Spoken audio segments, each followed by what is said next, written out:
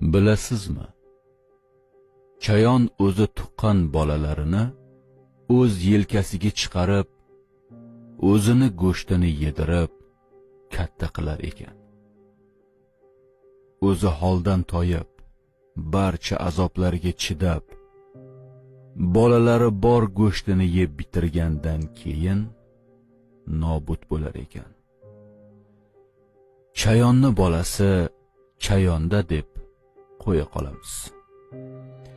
Hozirgi zamonda ona qovurg'alari ostida bino bo'ladigan, uning jon ichida joylashgan joni, o'z tomirini uzib dunyoga keltirgan onalar ohu fig'oni ba'zi farzandlarni xuddi chayon bolasidan battar ekanligini eslatadi.